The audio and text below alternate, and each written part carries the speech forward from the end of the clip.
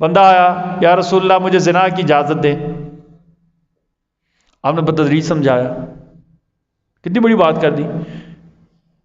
لوگ غصے ہو گئے. غلطی تھی نا، غلط بات ہے نا. بڑوں کے سامنے بات کرنے کا ادب ہوتا ہے، طریقہ ہوتا ہے. آپ نے سمجھایا بتدریج. تیری والدہ کے ساتھ کوئی ایسا کرے تجھے اچھا لگے گا؟ نہیں. تیری بہنوں کے ساتھ؟ نہیں. تیری بیٹیوں کے ساتھ؟ نہیں.